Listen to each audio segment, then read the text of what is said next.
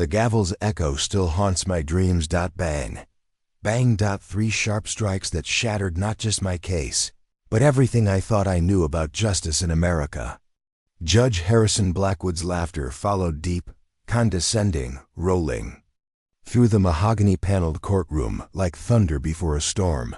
Before we jump back in, tell us where you're tuning in from, and if this story touches you, make sure you're subscribed, because tomorrow I've saved something extra special for you. "Miss Chen," he said, his voice dripping with amusement as he adjusted his wire-rimmed glasses, "did you perhaps purchase this law degree from one of those online institutions I keep hearing about?" The gallery erupted. Nervous chuckles from the defense attorneys, knowing smirks from the court staff, and deadly silence from my client Maria Santos, a single mother who'd lost her son to a contaminated water supply that the city had covered. Up for 3 years, I stood there, my cheap polyester suit suddenly feeling like sandpaper against my skin, clutching a manila folder containing evidence that should have blown this case wide open. Evidence that Judge Blackwood had just dismissed without even looking at it. "Your Honor," I said, my voice steadier than my hands, "if you would just examine the EPA reports I've submitted, Miss Chen." He leaned forward, his black robes making him look like a vulture perched on the bench. "I've been presiding over this courtroom for 23 years. 23 years of real lawyers with real cases, not whatever this is." He gestured dismissively at my carefully prepared documents. "Case dismissed. Next." The gavel came down again. Final. Maria Santos looked at me with eyes that held no surprise, only the tired resignation of someone who'd never expected justice anyway. She gathered her purse, a worn leather thing held together with duct tape, and whispered, "Thank you for trying, Mia." That was 6 months ago. 6 months since Judge Blackwood humiliated me in front of a packed courtroom, since the local bar association's golden boys snickered at the young Chinese-American woman who thought she could take on the system with her night school law degree and her discount suits. What they didn't know, what none of them knew, was that humiliation was nothing new to me. The making of an underestimated fighter. My name is Elena Chen. And I learned early that the world has a way of counting you out before you even step into the ring. I grew up in Riverside, California, in a neighborhood where the American dream felt more like a mirage than a possibility. My parents, immigrants from Taiwan, ran a small dry cleaning shop 6 days a week, 12 hours a day. English was their second language, but hard work was their first. In America, my mother used to tell me as she pressed shirts in the suffocating heat of our tiny shop, "Education is the only thing they cannot take from you. Study, Elena. Study like your life depends on it." So I did. While other kids played video games, I studied. While they went to parties, I worked part-time at the shop and studied. Full scholarship to UC Riverside for undergrad, then working 3 jobs to pay for night law school at a small regional college that nobody had ever heard of. The lawyers I'd encounter later, the ones with their Yale and Stanford degrees, their family connections, their inherited partnerships, they saw my education as a punchline. But they'd never worked 16-hour days while maintaining a 4.0 GPA. They'd never learned contract law while the smell of dry cleaning chemicals burned their nostrils. They underestimated me because they'd never had to fight for anything. After law school, I took the only job I could get, public defender in Riverside County. The pay was terrible, the caseload was crushing, and the respect was non-existent. But it was there, in the trenches of the criminal justice system, that I learned something invaluable.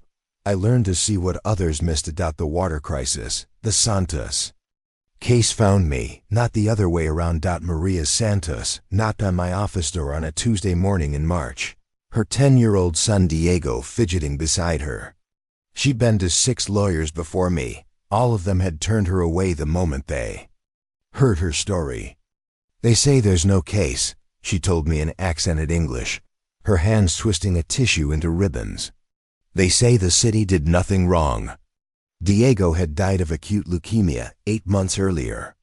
Before his diagnosis, he'd been a healthy, energetic kid who loved soccer and collected baseball cards. Then came the nosebleeds, the fatigue, the bruises that wouldn't heal. The water, Maria said simply. It was the water. She lived in Eastwood Heights, a predominantly Latino neighborhood, built in the 1970s on what used to be industrial land. For 3 years, residents had complained about the smell, the taste, the way the water left stains on everything it touched.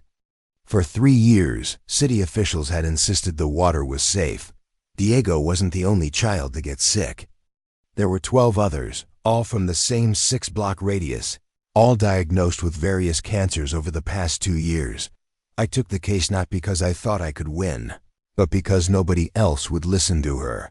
The investigation took 4 months. I spent my evenings and weekends poring over city records, EPA databases, and corporate filings. What I found made my blood run cold. Blackwood Industries, chemical manufacturing company owned by the prominent Blackwood family, had been illegally dumping industrial waste into the groundwater for over a decade. The contamination had spread through the aquifer that supplied Eastwood Heights, turning their drinking water into a slow-acting poison. The cover-up was systematic and thorough. Falsified water quality reports, bribed inspectors, sealed records, and at the center of it all, ensuring that no case ever made it to trial, was Judge Harrison Blackwood, heir to the family fortune and guardian of their secrets. But I had evidence. Smoking gun evidence. Internal memos discussing the contamination. Test results showing toxic levels of benzene and other carcinogens. Financial records proving the bribes. I was so naive. I actually thought evidence mattered. The humiliation that day in court replays in my mind like a broken film reel. I can still see Judge Blackwood's face when I walked in, the moment of recognition, the slight tightening around his eyes when he realized who I was and what case I was bringing before him. He'd presided over my smaller cases before, always with barely concealed contempt for the young public defender with the night school degree. But this was different. This was personal. "Miss Chen," he said as I approached the bench, "I see we're wasting the court's time again." The defense team, 3 attorneys from the city's most prestigious firm, sat at their polished table, like a panel of judges themselves. They didn't even bother to hide their amusement. I presented my opening argument with everything I had. I talked about Diego Santos, about the 12 other children, about the contaminated water, and the covered-up reports. I held up photographs, lab results, internal documents. Judge Blackwood listened with the expression of a man being forced to endure a children's puppet show. "Miss Chen," he interrupted halfway through, "are you quite finished with this performance?" "Your Honor, I have documented evidence of..." "Evidence?" He picked up one of my carefully labeled exhibits and held it at arm's length, as if it smelled bad. "This appears to be a photocopy of a photocopy. Are we to believe that someone with a degree from..." He paused to consult his notes. "Western Valley College of Law doesn't understand the basic rules of evidence." The courtroom tittered. The defense attorneys exchanged knowing glances. "Your Honor, if you would examine the chain of custody documentation, Ms. Chen." His voice cut through mine like ice. "In my courtroom, we practice law, real law.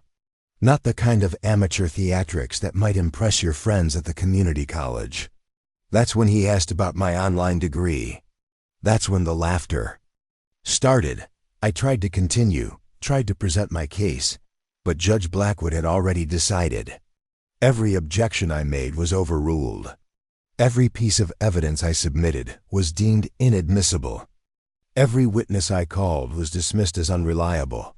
The trial lasted less than 2 hours. As I packed my briefcase with all my useless evidence, I heard one of the defense attorneys whisper to his colleague, "Thank God old Harrison knows how to handle these ambulance chasers." Imagine if someone competent had taken this case. I walked out of that courtroom humiliated, defeated, and angry. But more than angry, I was awakened because in that moment, I realized something that would change everything. Judge Blackwood hadn't just dismissed my case.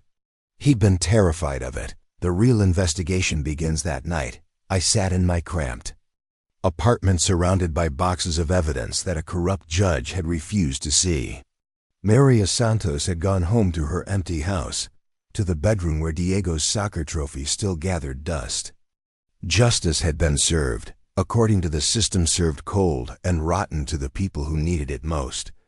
But as I went through my files again, something nagged at me.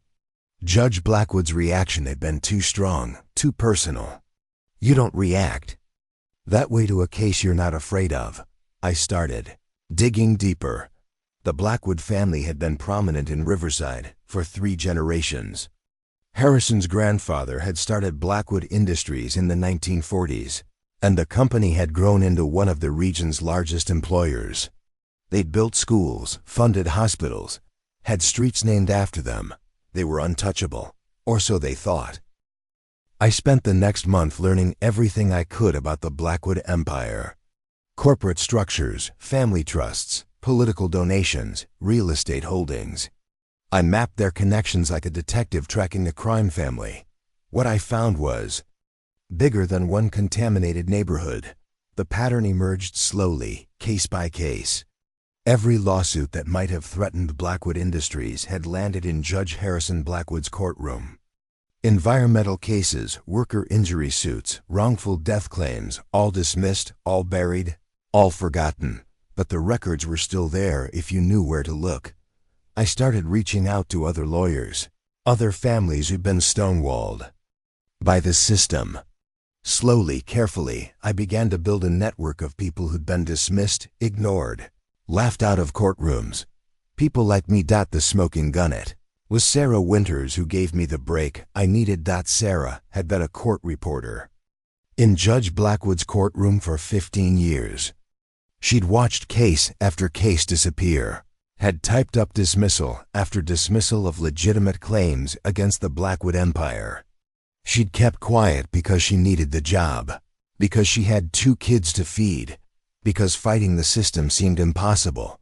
But she'd also kept records. I always felt wrong about it, she told me during our clandestine meeting at a coffee shop 40 miles outside the city. These people would come in with real cases, real injuries, and the judge would just make them disappear. She'd been secretly copying files for years, not just the official records, but the private communications, the sealed documents, the conversations she wasn't supposed to hear. I knew someday someone would need this, she said, sliding a thick envelope across the table. I just hoped it would be someone who couldn't be bought. Inside that envelope was the skeleton key to everything. Bank records, showing payments from Blackwood Industries to numbered accounts. Email chains between Judge Blackwood and company executives discussing problem cases. Audio recordings of conversations that should never have been recorded. And at the center of it all, the smoking gun, a recorded phone call between Judge Blackwood and his brother, CEO of Blackwood Industries, discussing the Santos case specifically. The Chen woman is becoming a problem. Harrison's voice crackled through the static. She's got too much documentation. Handle it, came the reply. Whatever it takes. This contamination thing goes public. We're looking at hundreds of millions in cleanup costs.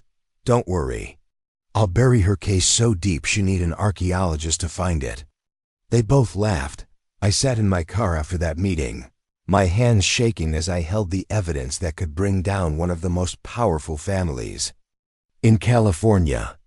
This wasn't just corruption. This was a systematic perversion of justice that had been going on for decades. But I was still just one small-town lawyer with a night school degree and no connections. How do you take down a dynasty? The answer came to me as I remembered my mother's words about education being the one thing they couldn't take from you.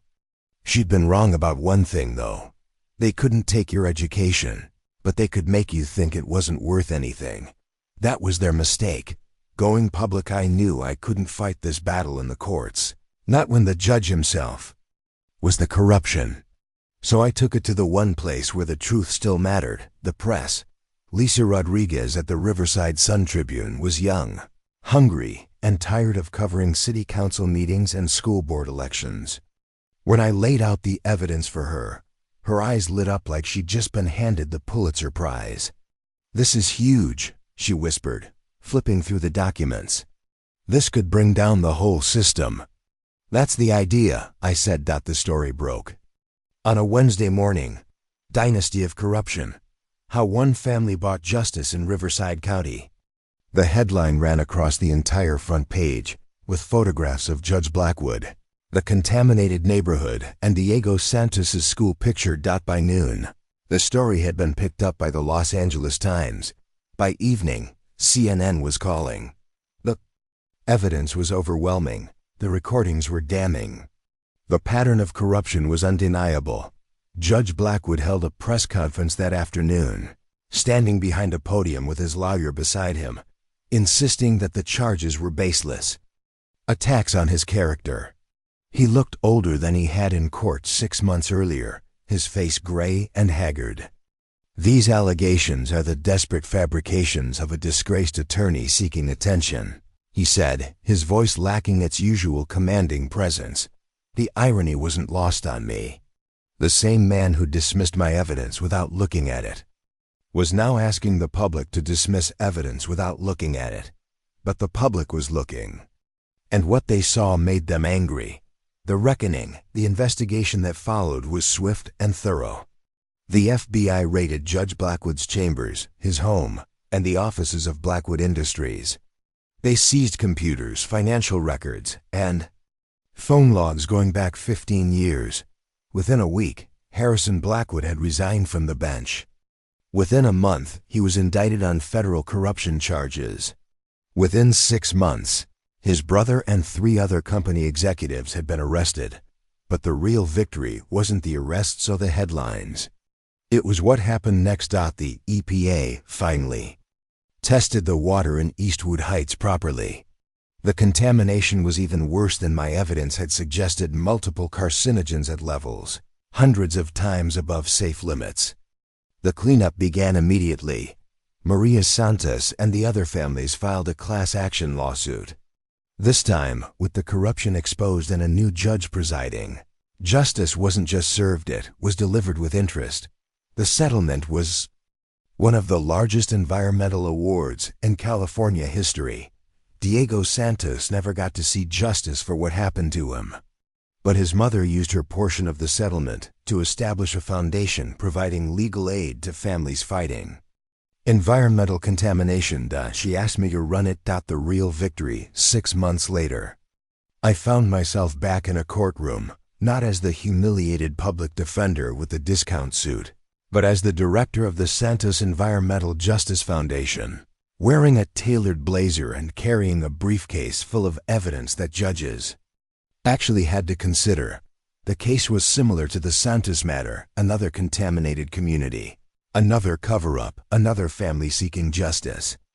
But this time, when I walked into court, the atmosphere was different.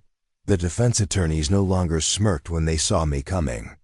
The judge, a new appointee with no family connections to local industry, listened respectfully to my arguments. The gallery was packed not with spectators hoping to see me fail, but with community members hoping to see justice done. As I presented my opening statement, I thought about that day 6 months earlier when Judge Blackwood had laughed at my law degree. He'd thought my education made me weak, that my background made me inferior. He was wrong about something else too. My degree from Western Valley College of Law wasn't the source of my strength. It was just a piece of paper. My real education had come from my parents' dry cleaning shop, from the long nights studying while breathing chemical fumes, from learning that hard work and determination could overcome any obstacle. Judge Blackwood had looked at me and seen someone he could dismiss. What he hadn't seen was someone who'd spent her entire life being underestimated and who'd learned to use that as an advantage. The case I was arguing that day ended with a victory for the plaintiffs. The company responsible for the contamination was ordered to pay for cleanup and medical monitoring. The families got the justice they deserved, but the real victory had happened months earlier, in a different courtroom. When a corrupt judge's laughter had awakened something inside me that I didn't even know existed. Epilogue, the ripple effect today. The Santos Environmental Justice Foundation has taken on 47 cases across 3 states. We've secured over $200 million in settlements for contaminated communities. We've exposed corruption in 6 different jurisdictions. We've changed laws and changed lives, but more importantly, we've changed the conversation. People now know that justice isn't guaranteed, it has to be fought for. They know that the system can be corrupted, but it can also be fixed. They know that sometimes the most powerful weapon against corruption isn't connections or money or pedigree, it's persistence. Every week, I get calls from lawyers who've been dismissed, families who've been ignored, communities that have been written off. They tell me their stories, and I hear echoes of my own. They laughed at us, they say. They said we didn't have a case. And I tell them what I learned in that courtroom 6 months ago. Let them laugh. Laughter means they're not taking you seriously. And that's when you have the advantage. Judge Harrison Blackwood is serving 12 years in federal prison. His brother got 15. Blackwood Industries was dissolved, its assets sold to pay for environmental cleanup and victim compensation. The dynasty that had seemed untouchable for 3 generations was brought down by evidence that a corrupt judge had dismissed without even looking at it. Sometimes I wonder what would have happened if Judge Blackwood had taken my case seriously that day. If he'd actually examined my evidence, if he'd found a way to bury it quietly without the public humiliation, the Santos family would never have gotten justice. The contamination would have continued. The corruption would have remained hidden. Diego Santos died because powerful people chose money over truth, convenience over justice. But his death wasn't meaningless. It became the crack in a wall that seemed impossible to break. And sometimes that's how change happens. Not through grand gestures or powerful connections, but through ordinary people refusing to accept that injustice is inevitable. My name is Chen. I graduated from a law school you've never heard of, grew up in a dry cleaning shop, and was once laughed out of a courtroom by a corrupt judge. But I learned something that day that I'll never forget. They only laugh at you when they think you can't hurt them. That's their mistake, and that's your advantage. The water in Eastwood Heights runs clear now. There's a playground where the old Blackwood Industries building used to stand, and children play there safely every day. Sometimes justice is slow, but when it finally arrives, it changes everything. If you're watching this story unfold from wherever you are in America, whether you're in a big city or a small town, whether you're fighting your own battles against systems that seem too big to challenge, remember this: the most powerful people in the world are only powerful until someone refuses to be intimidated by them. Don't let them tell you your degree isn't good enough, your background isn't right, your case isn't strong enough. Let them laugh. Let them underestimate you, then prove them wrong.